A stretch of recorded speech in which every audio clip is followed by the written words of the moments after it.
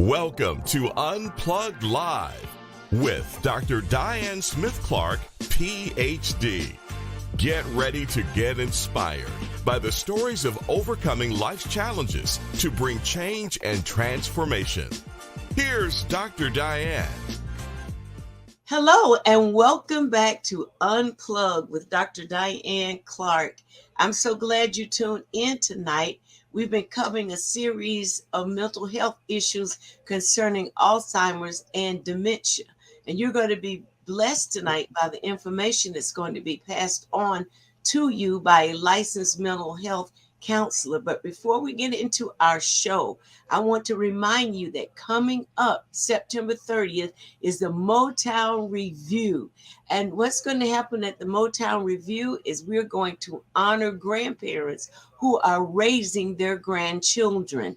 We want to honor and celebrate them for their selfless love and taking on this task at a time in their lives when they really thought they would be resting, vacationing, and doing other things besides raising children. That event is going to take place at 4 o'clock at the Social, 644 Accessory Boulevard. That's Motown Review. Special guest, the Coalition Band. You don't want to miss Charles Jazzco Scantling, who's going to be there also. Plenty of food, fun, riverfront.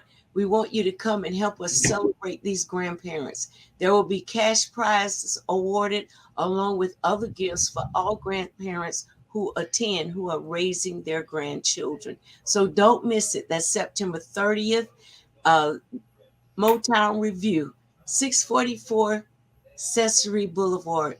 You can get your tickets now at Ticketmaster or on Eventbrite. We look forward to celebrating with you. Now, listen, I want you to share, I want you to subscribe, and I want you to tune in to all of our social media channels so that you don't miss any of our broadcasts or any of the information that we're sharing with the community regarding mental health.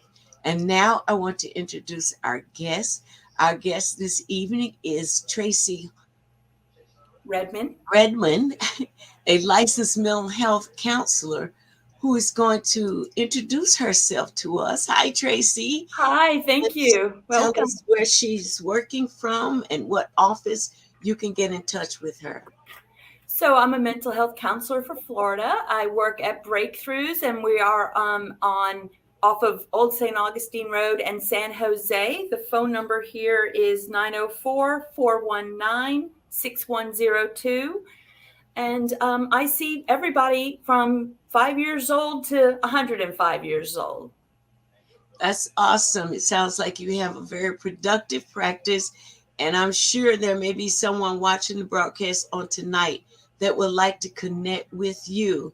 As before stated, we want to talk about the increase. There's been an increase and rise in persons having Alzheimer's disease under 60. Some even under 50. I read of some cases, and I would like for you to address that to our audience so that they can understand what is Alzheimer's, how it takes effect on the patient, also on the caregivers of that patient. Well, and Alzheimer's is kind of a general idea, and there's different types of Alzheimer's. So when you go with your medical professional, they will be able to specifically tell you what type of Alzheimer's it is. But what it basically is a breakdown of the brain. The brain starts retreating, and people's current memories start disappearing, and they start thinking that they're existing 5, 10, 20, 30, 40 years back. And what it is, we're starting to have this idea of functional medicine where it incorporates a medical doctor, it incorporates physical activities, and it incorporates mental health, because you have to change the way that you think about living.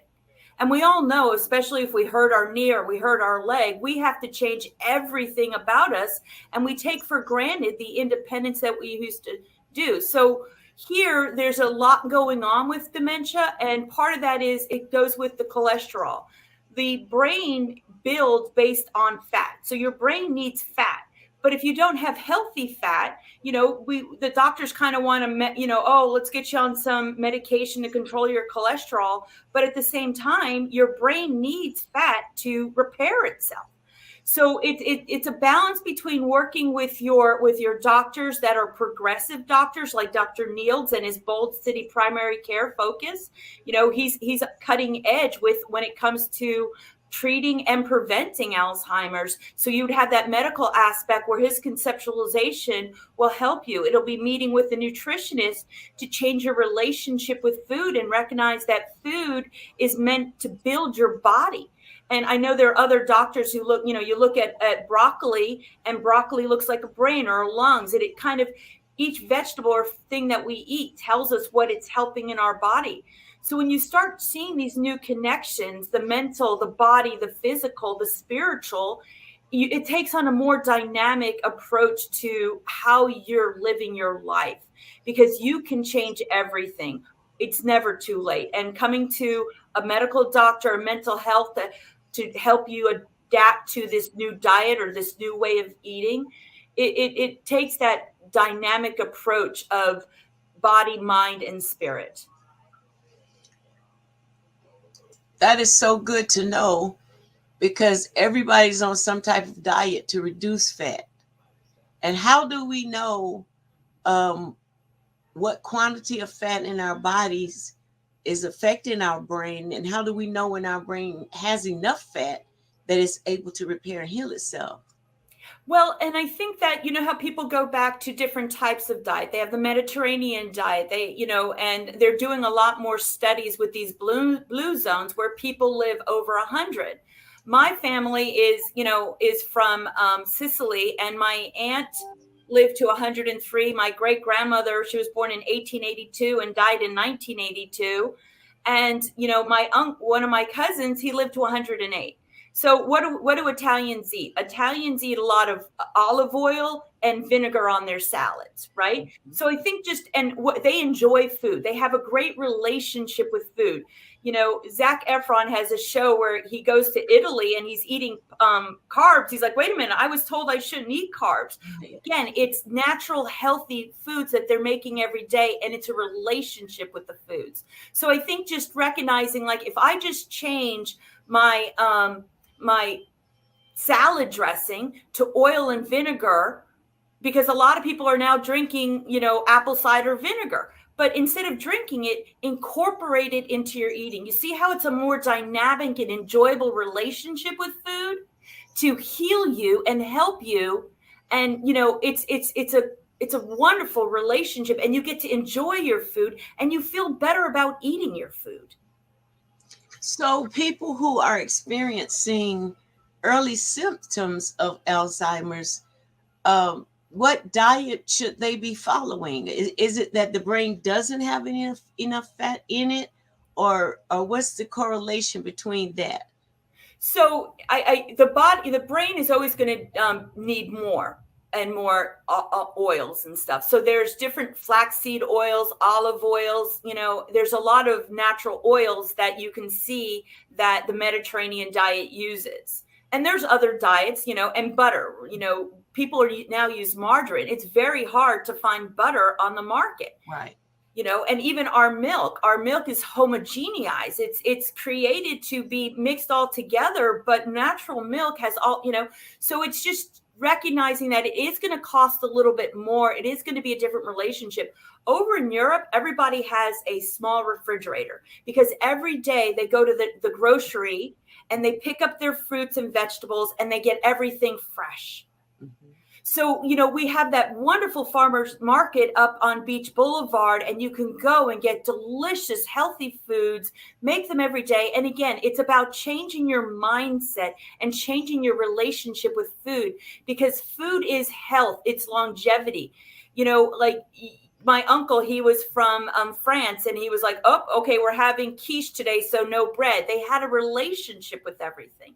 In Germany, they eat a lot of processed foods, but their obesity rates are a lot less than America, because their natural ingredients, there's the foundation of what they're creating is more natural. So if you want to enjoy foods, then you know what I say? Instead of buying processed chocolate chip cookies, make them yourselves. And you'll notice, like, you could probably eat a whole bag of processed chocolate chip cookies and not be satisfied. But if you go home and you use, good, like, brown sugar and all these ingredients, you're going to only be able to eat 1 or 2 cookies and be full and satisfied.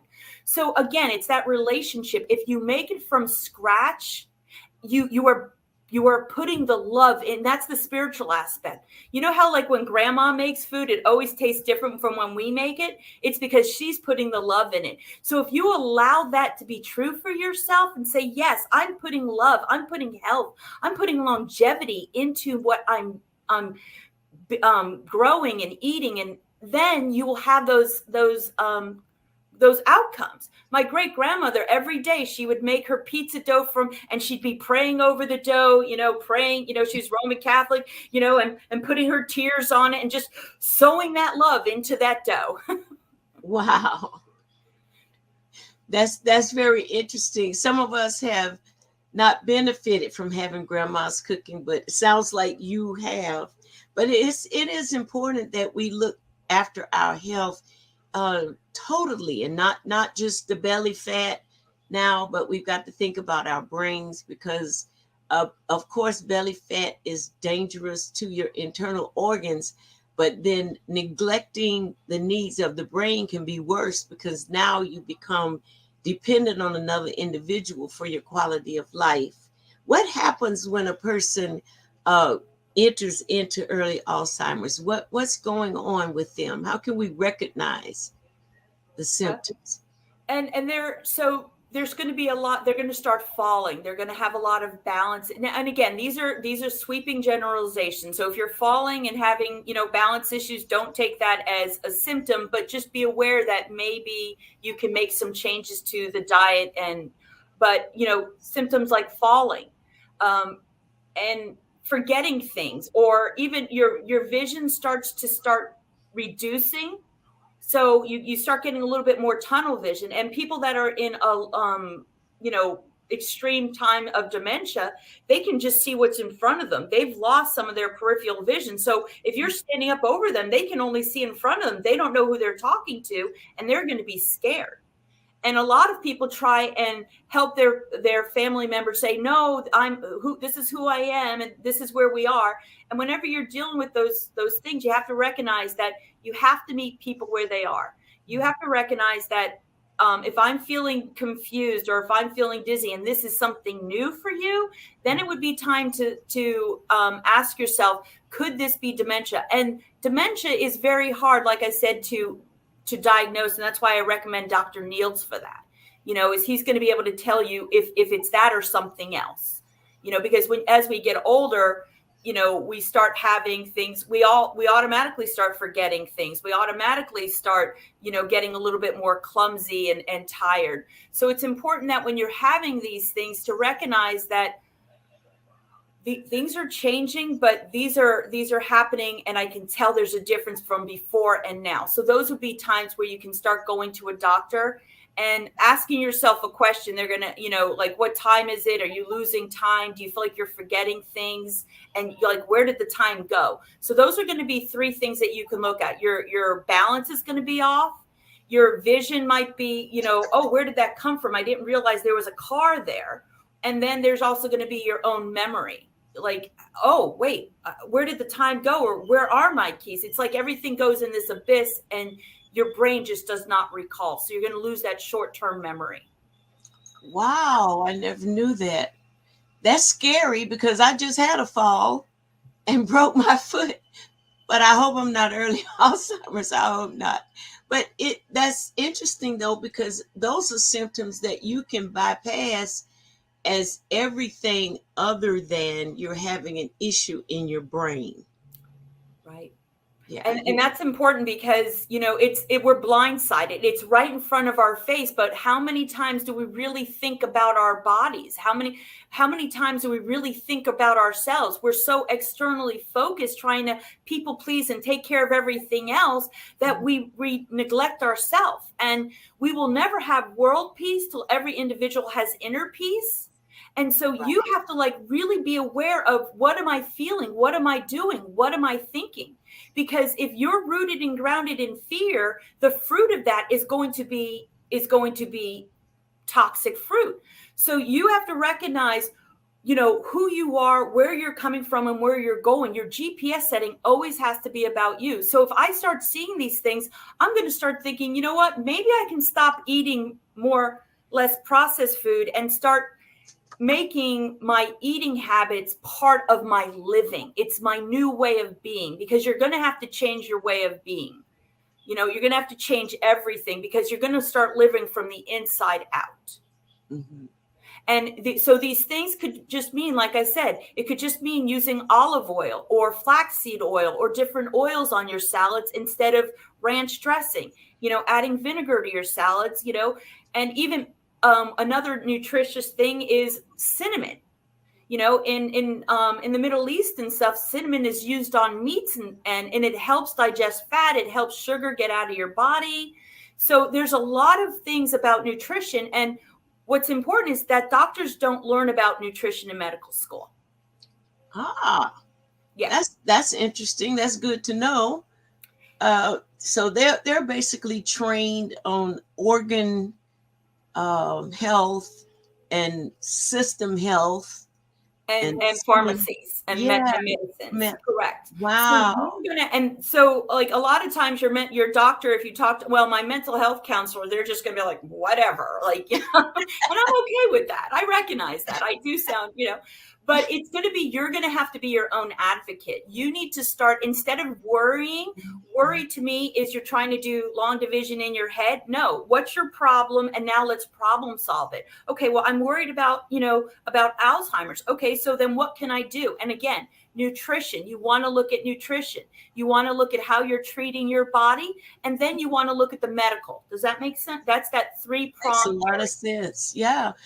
But what I hear you saying now is it's very important that we visit a nutritionist at least once in our lifetimes to discover how to best eat for our blood type.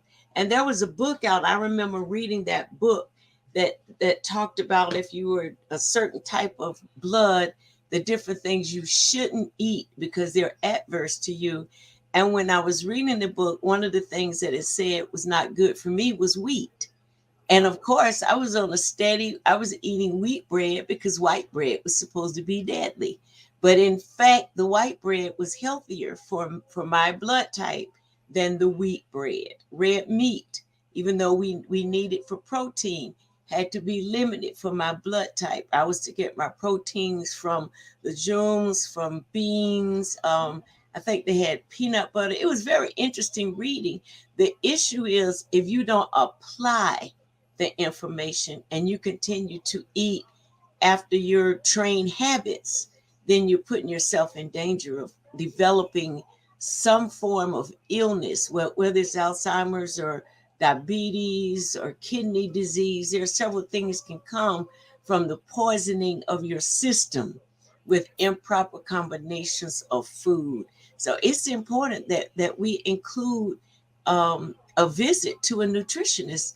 I believe, from what I'm hearing, would benefit us sometimes a lot more than going to get that antibiotic or going to get that allergy drug. It may be something we think is seasonal in the air, and it could be something that we're eating that causes us to be susceptible to the something in the air.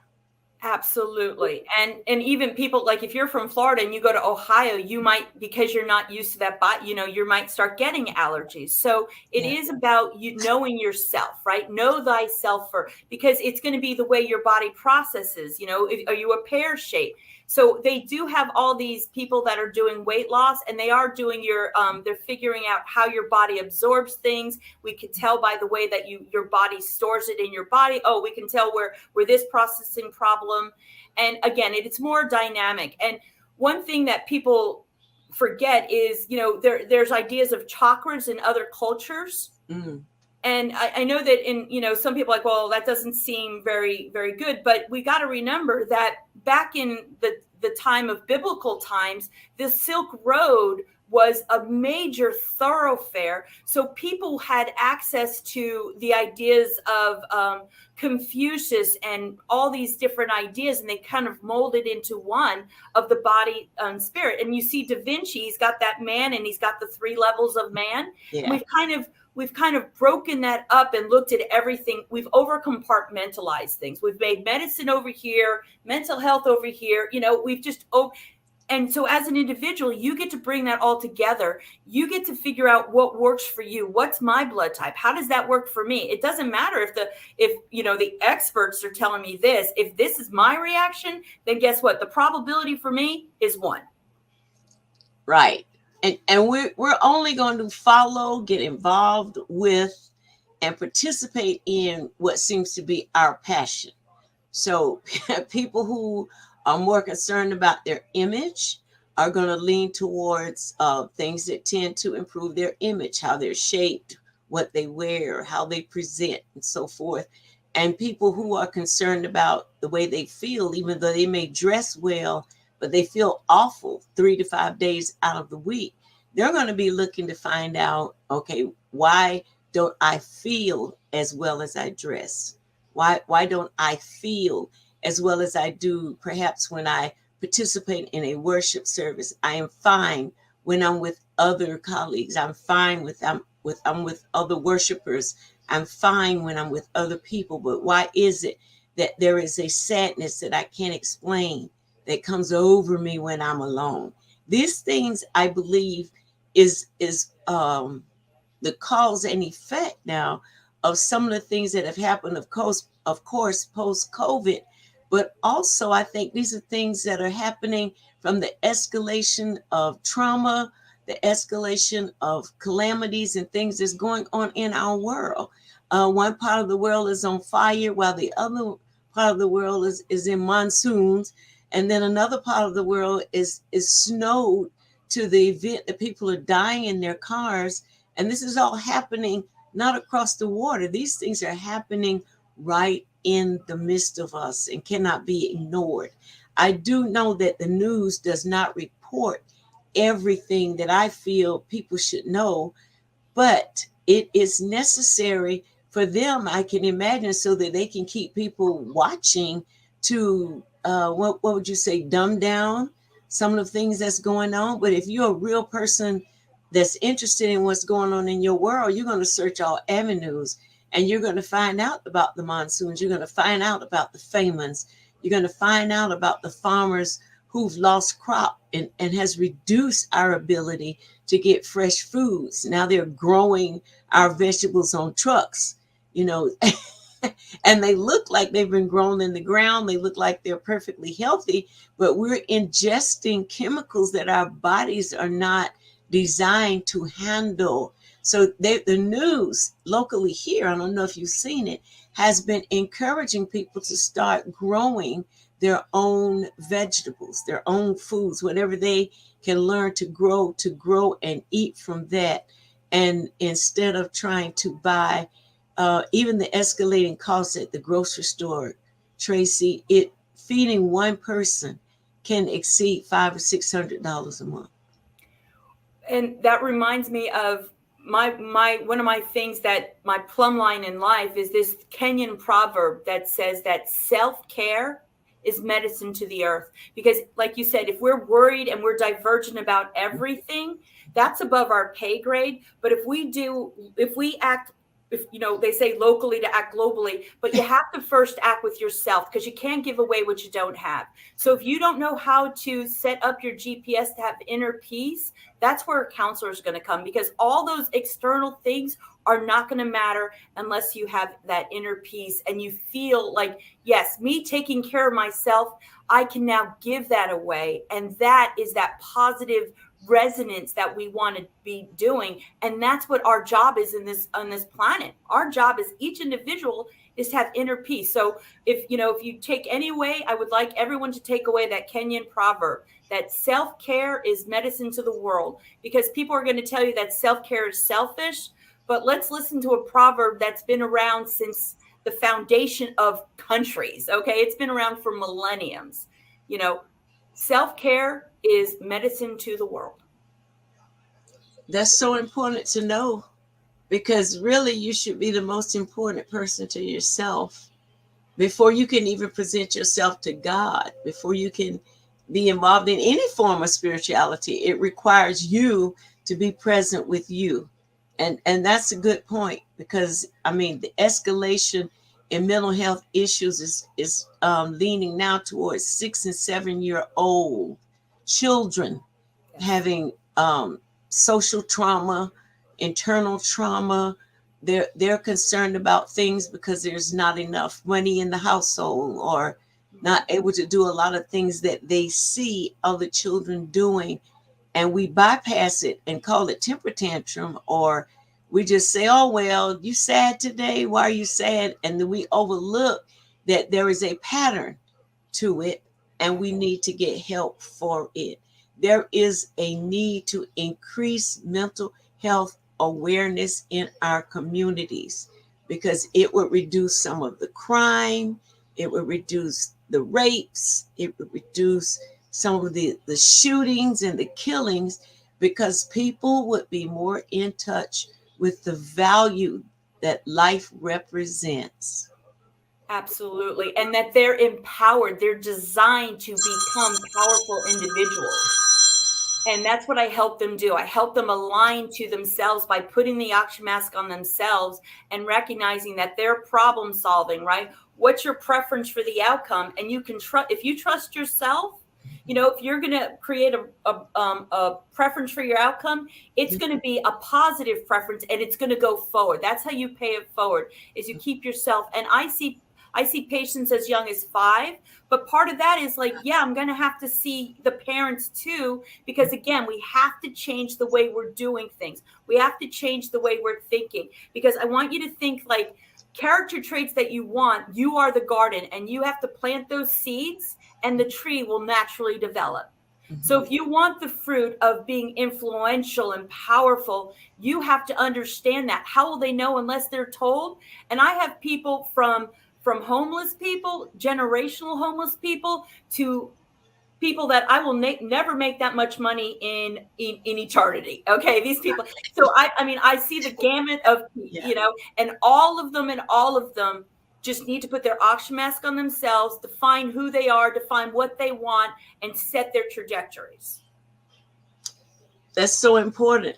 And unfortunately, we have vast segments of our community who have not been exposed to that information. You need to set your own trajectory. You need to decide what it is you like, what you want. And we're supposed to learn those things early on cognitively from our environments or people who are interacting with us. And if you're interacting with people who don't have that, then they cannot give it to you. But that's not an excuse for you to live a mediocre life, or have a mediocre lifestyle, because there's so much information available. And if you would open your ears to what's around you, you will eventually find paths that lead to your own discovery and bring you to places of wholeness, which is why a lot of times we need counseling, we need therapy, and sometimes we even need psychiatry. Absolutely. And there it is. You see the dynamic 3 layers. Mm-hmm. And so if any of those are out of alignment, yes, you're going to have problems, but it's okay. Come to a place where you're going to feel accepted. You're going to feel empowered, and, you know, put the oxygen mask on you first. Yeah, that they tell you that on the plane. Should But the oxygen mask go down, right? So 98% of people will put it on everybody else but themselves, because that's what we're indoctrinated to do, because it's selfish to do self-care. But let's go back to that Kenyan proverb. Self-care is medicine to the earth. So be your own medicine person. Mm-hmm. And it's very important, because if I don't take care of myself, who is going to have the initiative to do that for me? Yeah. Who's going to, I could, if something happened in my life right now, as I survey the people that are really close enough or active enough in my life, that it would put such a drain on their lives to try to hold me up, or take care of me, or think for me even, which is what happens when the mind is under attack many times. there would be scarcity, and it would really just drain the life out of other people trying to care for you and love you. So it's important that we do have self-care. And I'm not talking about being selfish. There's a difference in being selfish and having self-care. Even the word of God teaches us that we are to have self-care so that we can, that's right, we're supposed to be have self-care first, and self-care will cause me to love my neighbor as myself. But if I don't self-care me, I am not going to help self-care you in a manner that's healthy for the both of us. It usually turns into codependency or some unhealthy relationship that's tied there, that neither person now has a really grip on what self-care is. And that's why I'm grateful for people like you that do these Motown reviews and bring in grandparents and say, hey, we love you, because they don't feel supported. And it's sad that even, people think that they're a burden, but it's a gift. We love to connect. But what happens is we can start to resent people we love if we feel ineffective at things. And so what I do is I unstrain the genie, right? We're all like genies. We're tied down by the mental, manacles of our mind, and we feel like we can't do anything, but we're designed to do everything. We live in a paradox, and we need to learn how to exist in this paradox with power and, and trust and love and resonate that. And that's why I love this Motown review. And I know that, when you're doing something different, it's a paradox. You're going to have the haters, and you're going to have the people that see the vision. Right. And a lot of people that I've talked to, when I told them what we were doing, they say, oh, that's a great idea.